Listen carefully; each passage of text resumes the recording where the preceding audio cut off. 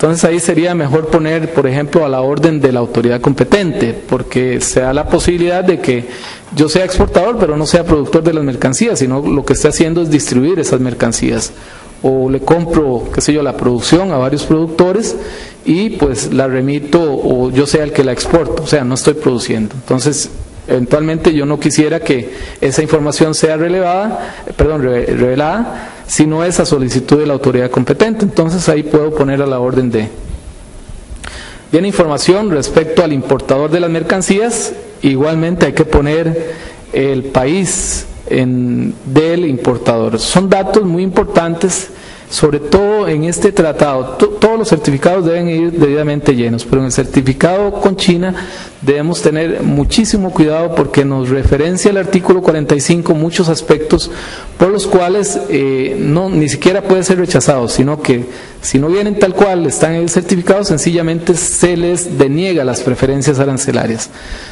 Ustedes las pueden leer, esos casos, el artículo 45 del tratado.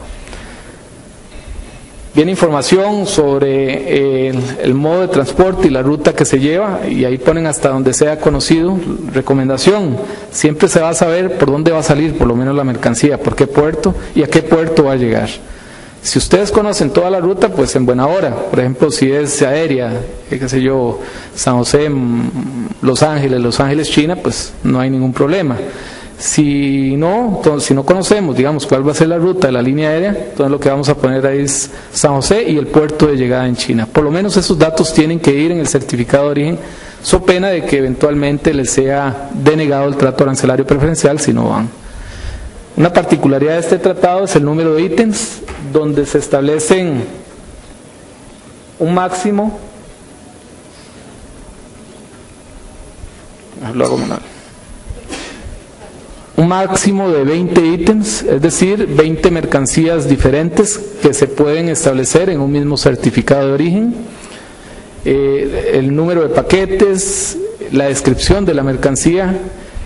Vuelvo a esto, es muy importante que pongan la descripción tal cual pues aparece en la factura comercial y también en el sistema armonizado, porque nos hemos encontrado con casos de empresas que, por ejemplo, ponen su código digamos de producto XP325, y para las autoridades de aduana y para nosotros eso no significa nada.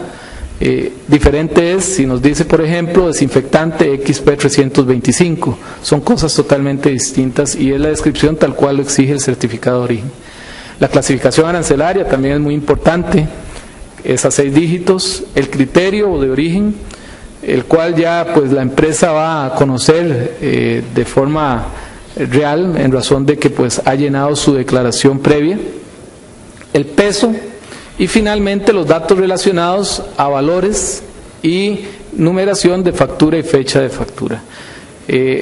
Aquí pues nosotros no hemos contado con mayores problemas en el país, porque parte de la asesoría que brindamos es decirle a las empresas, si van 3 mercancías, pongan el valor por línea. ¿Cuál es la razón? El mismo tratado, el certificado, esta es otra particularidad de este tratado, por ejemplo el de China, el certificado forma parte del tratado, es un anexo del tratado y como tal es parte. Indica que pues se debe poner los valores por línea, y nos hemos encontrado sobre todo mucho en importación de que ponen un valor general y ponen 5 o 10 líneas. Eso, de conformidad con el artículo 45 del tratado, es un elemento para denegar la preferencia arancelaria. Ni siquiera es para denegar origen, sino que inmediatamente deniegan preferencia arancelaria. Como les mencionaba, parte de nuestra labor es capacitar a las empresas, brindarles esta información, y pues hasta el momento las empresas que han estado exportando no han tenido ningún tipo de problemas para cumplir con los requerimientos. Finalmente, aquí es donde en esta casilla pues el exportador va a poner su firma, va a poner el país de donde se están produciendo las mercancías y hacia dónde va dirigido, el lugar y la fecha y la firma autorizada de la empresa. Y tenemos una casilla para lo que es el ente certificador. Aquí es donde Procomer va a poner su firma, su sello, la identificación de dónde es que se está certificando el origen para esta mercancía. Son datos muy generales, como les comento, en este caso pues la persona que ya ha realizado el proceso previo no va a tener ningún tipo de problema a la hora de llenar estos certificados, porque ya va a conocer de previo qué es lo que debe llenar y cómo se debe llenar. Vamos a lo que son costos. Parte de lo que decía don Rafael, y uno de los aspectos interesantes es que la gente, bueno, realmente a nadie nos gusta pagar, pero realmente esto es un servicio y como tal tiene que haber un cobro. En este caso, de forma muy particular, el Ministerio de Comercio Exterior y la promotora de Comercio Exterior definieron que fuera un costo realmente marginal respecto a lo que efectivamente cuesta un procedimiento de esto, más que se cuenta con personal altamente calificado y en muchas ocasiones hay que desplazarse 300, 400 kilómetros para poder atender a una empresa. Entonces, tenemos definido en el mismo reglamento, en el decreto ejecutivo, cuáles van a ser los costos. Como lo mencionaba, son realmente marginales. El costo de una verificación por medio de cuestionario, es decir, cuando no hay que hacer una visita a una planta de producción o a una finca, es de $175. Este costo realmente se diluye entre los 3 años y la cantidad de certificados, y al final de cuentas es marginal si analizamos desde el punto de vista económico. Si hay que hacer una visita de inspección a una empresa y es dentro del gran área metropolitana, el costo va a ser de $250. Si es fuera del gran área metropolitana, el costo es de $300, que incluso con las tablas actuales de la Contraloría ni siquiera cubren, por decirlo así, los viáticos de las personas que realizan la visita. Pero es una definición de parte de Procomer para efectos de promover el comercio, de que sea utilizado y de que pues se cumpla con lo que se requiere por parte de las empresas y que ellas obtengan seguridad jurídica sobre lo que efectivamente se está realizando. Luego, lo que es propiamente la emisión de los certificados como tal, tiene un costo de $3. En el caso del sistema generalizado de preferencias, lo cubren en el momento en que compran el formulario en cualquiera de las oficinas de Procomer. En el caso de los demás certificados que están en nuestra página web, se cubre en el momento en que se va a firmar por parte de la autoridad competente. El segundo elemento, y no por ello menos importante, que cubre la unidad de origen son las verificaciones a solicitud de parte. Es decir, por ejemplo, en el marco del SGP, si un país miembro nos solicita a Procomer como ente certificador que nosotros realicemos una visita de verificación o una inspección de origen, pues nosotros por obligación lo tenemos que hacer. Y ahí eso sí no tiene ningún costo para la empresa, pero sí un costo, digamos, sustancial para Procomer. Muchas de las verificaciones que hemos venido realizando, algunas de ellas incluso tardan 3 meses y requieren una gran cantidad de horas hombre, y pues esto es parte de lo que Procomer debe cubrir dentro de sus labores.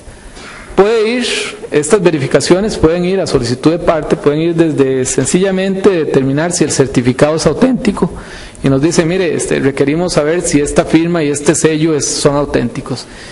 Y nos hemos encontrado con muchísimas sorpresas. Por ejemplo, en el caso de que le digo de autenticación de documento, de 12 investigaciones que hemos hecho, 11 de ellas hemos determinado que tanto la firma como el sello han sido falsificados. Ni siquiera aparecen registrados en los documentos electrónicos de Procomer. Entonces hay gente queriendo hacer fraude. La Unión Europea, no sé cómo lo harán, pero incluso cuando nos mandan una investigación es porque están prácticamente seguros de que hay algún problema de falsificación. O pueden ir hasta aspectos como el cumplimiento de la regla de origen específica, donde hay que visitar la empresa, hay que mandarles cuestionarios para que ellos lo llenen, hay que verificar el proceso productivo, etcétera, etcétera, etcétera. Un aspecto importante es que la empresa verificada debe prestar toda la colaboración y mantener los registros tal cual nos lo manifestaba ahora don Rafael. nos hemos encontrado en esto también muchísimas sorpresas. Empresas que no guardan sus registros, incluso del año anterior, de la temporada pasada, por ejemplo, en el caso de productores. Y lamentablemente nosotros eso es lo que tenemos que manifestarle a nuestro socio. Mire, no contamos con información suficiente para informarle si esa mercancía es o no es originaria de Costa Rica. Y eventualmente sabemos que la mercancía es originaria, pero no hay pruebas. Y si no hay pruebas, lamentablemente tenemos que definir la mercancía como no originaria. Bueno, nosotros no, realmente quien lo define es el país importador, pero nosotros lo que le informamos es que no se cuenta con los registros. La empresa, como les decía, debe prestar toda su colaboración. Nos hemos encontrado con algunas empresas que nosotros llegamos de forma muy amable, le explicamos todo y ellos sencillamente dicen, mire, yo no quiero que me vean mis registros contables, por ejemplo. Entonces, nosotros le decimos cuáles fueron las posibles consecuencias y al final de cuentas ellos definen o deciden si lo hacen o no lo hacen. La consecuencia de no hacerlo, sencillamente la autoridad importadora se puede ir hasta 4 años y cobrarle 4 años de impuestos. Nos hemos encontrado con casos que, bueno, se le para uno el pelo, cobros de millones de euros, cobros de hasta 50 o más millones de dólares a una sola empresa por certificar mal o por no presentar los registros. Entonces son datos que eventualmente deben contar y que deben permanecer permanentemente, valga la redundancia, en la empresa. El procedimiento, eso es otro aspecto, va a depender de las regulaciones establecidas en cada tratado. Hay algunos tratados que nos dan un periodo de tiempo muy corto para responder. Entonces van a encontrar ahí algunas empresas de que nosotros vamos a estar insistentemente diciéndoles, mire, por favor, mándenos los documentos probatorios, mire, por favor, necesitamos que nos llene el cuestionario de una forma muy rápida porque así no lo he requerido. Y eso, como les manifestaba, va a depender de cada uno de los tratados cuál sea el requerimiento para efectos de determinar el origen de la mercancía. Yo me quedo por acá. Yo creo que el propósito era presentar la unidad de origen, qué es lo que hace la unidad de origen, y espero haber cumplido con dicho propósito.